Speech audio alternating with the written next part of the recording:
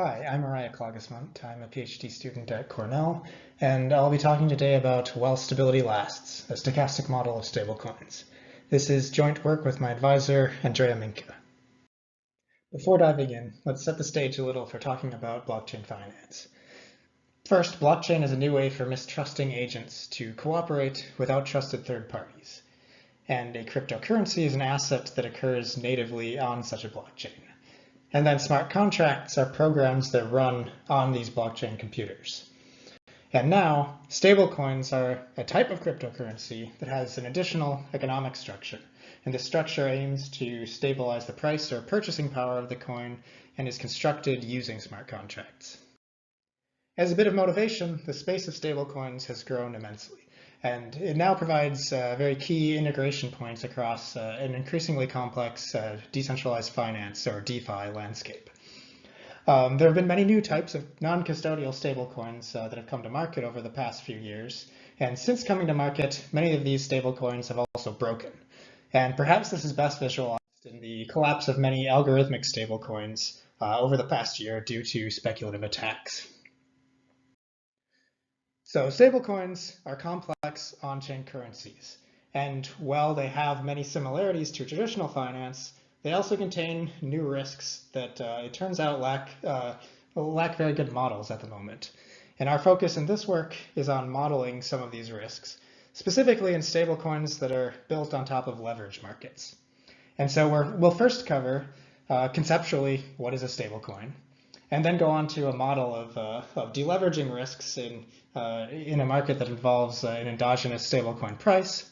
And then we'll cover our results about this model that characterize stability and instability based on advanced stochastic analysis. And finally, we'll touch a bit on some design insights that have already started to influence the design space of stablecoins. We start with a high-level overview of stablecoins. One primary distinction is between custodial stablecoins, such as Tether, and non-custodial stablecoins, such as Dai. On the custodial side, we have a custodian who holds assets on behalf of the stablecoin off-chain, and these models typically have well-defined traditional financial risks, and these are fairly well understood at the moment from the traditional financial literature. However, on the non-custodial side, we end up facing new risks and new types of attacks, stemming from, for instance, deleveraging risks around the new stablecoin designs, price feeds and governance sort of risks, minor extractable value, and smart contract bugs.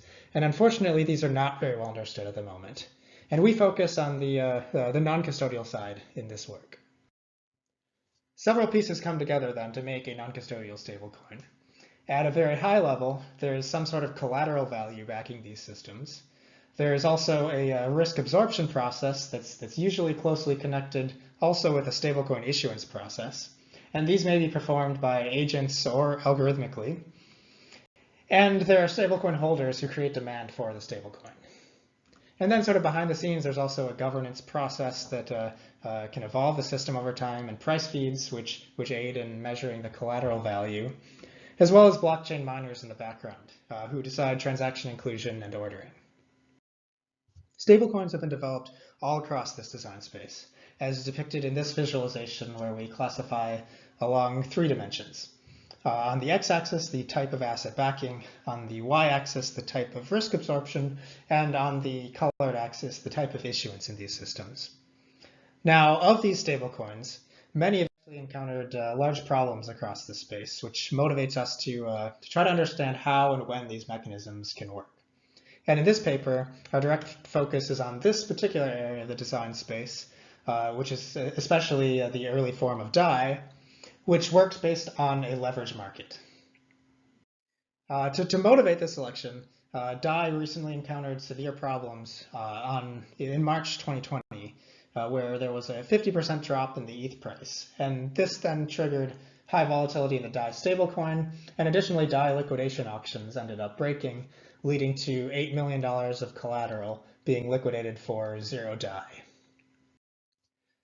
So now let's dig a little deeper into how risk absorption works in these leverage-based stablecoins like Dai.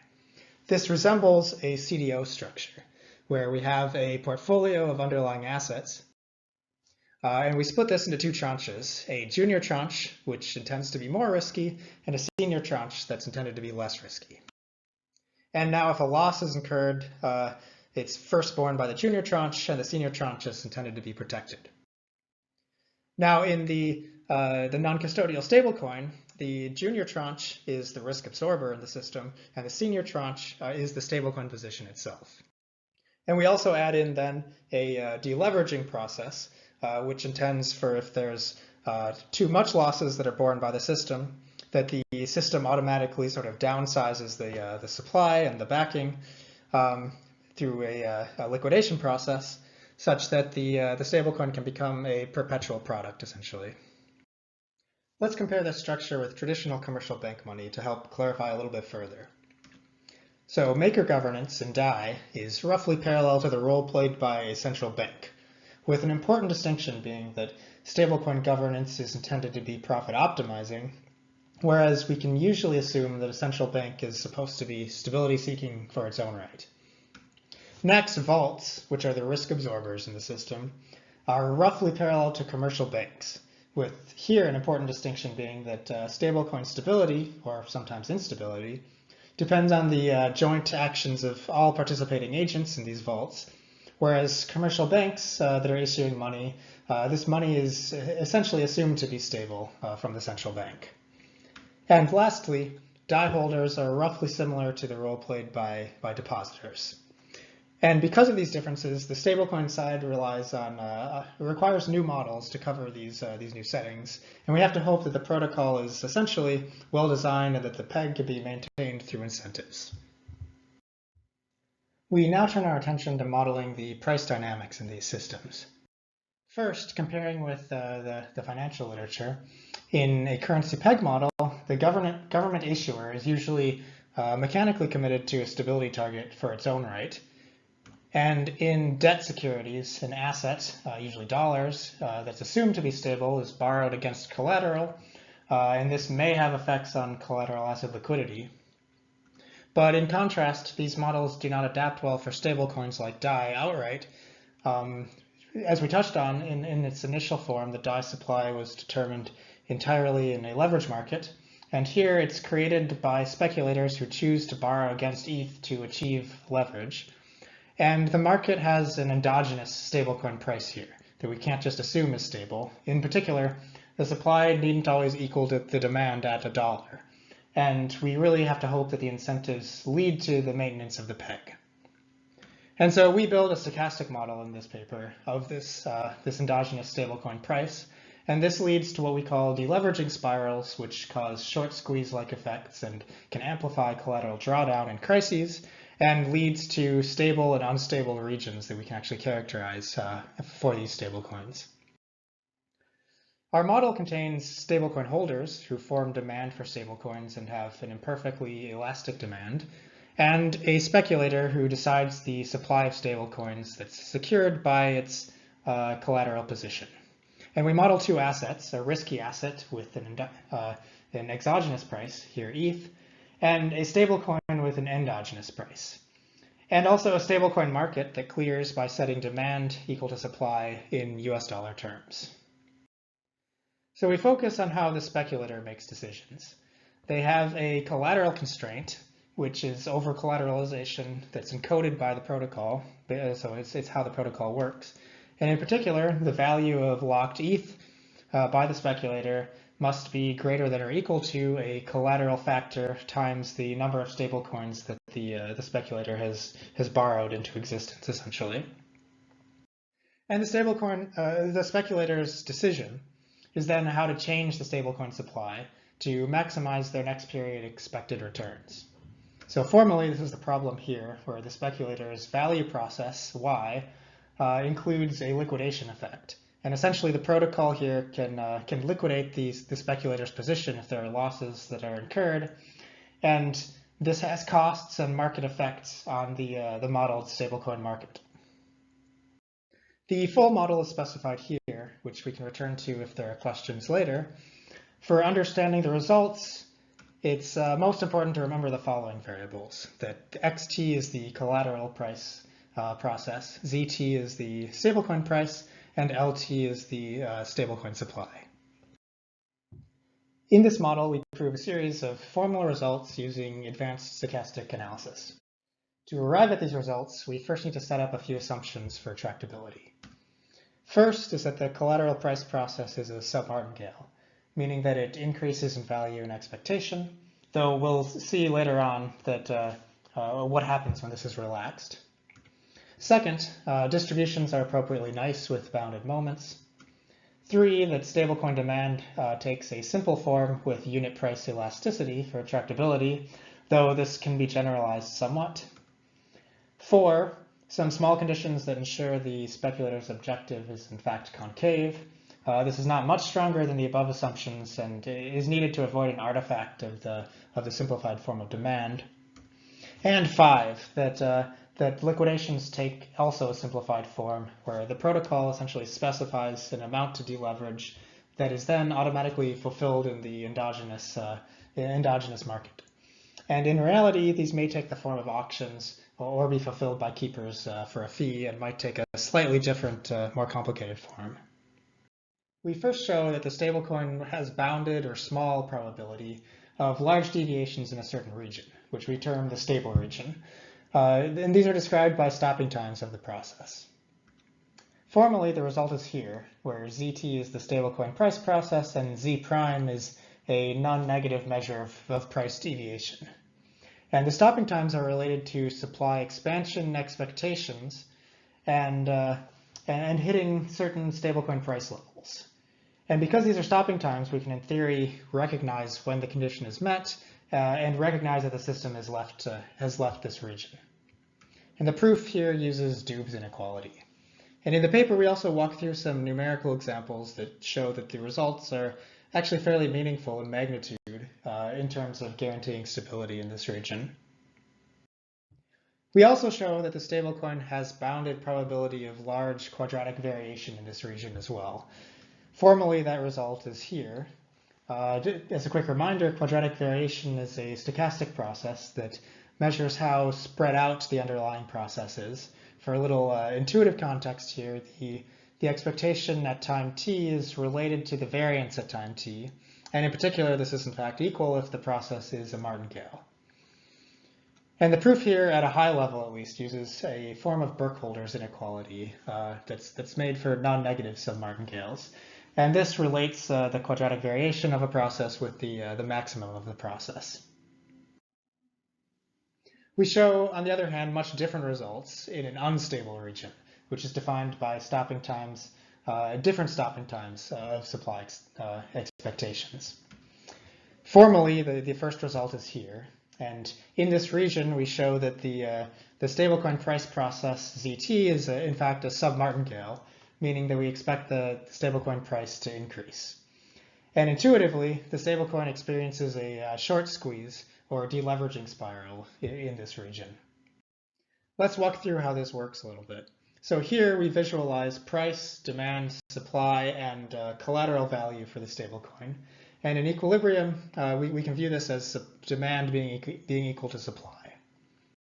But now if a liquidation is triggered, the system uses collateral to reduce the supply by buying it back, which causes a supply and demand imbalance.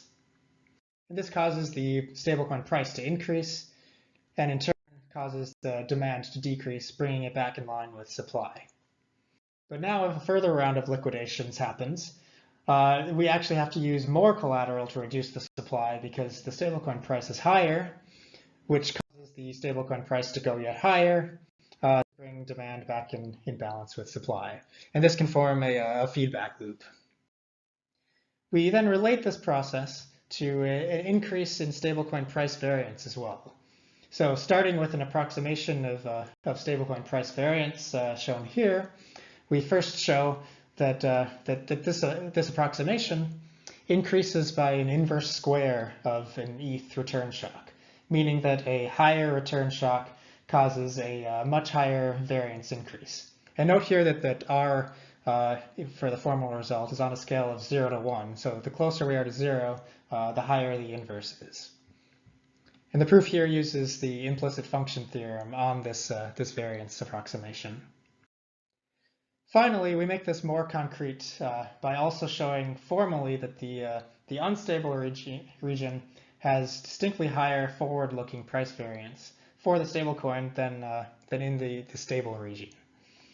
And intuitively, this suggests that the stable and unstable regime are actually well interpreted as such. The formal result is here, which we prove using some specialized inequalities on variances of convex functions of random variables. This was then directly witnessed on Black Thursday in Dai in March 2020. Here, Ether experienced a 50% drop within a day, which triggered a large liquidation price effect on the Dai market, causing the price of Dai to increase over $1.10, despite the system actually being in an emergency setting, as well as inducing markedly higher volatility in Dai prices. And a more detailed empirical analysis from Jair et al. Further validates the results and sort of the measurement of deleveraging spirals in these systems. We also consider a few model extensions that generalize the results. In an idealized setting, we show that perfectly elastic demand or unlimited speculator supply leads to perfect stability in the system. But that even in this setting, we show that if the sub-martingale assumption is relaxed, that then the stability results still collapse.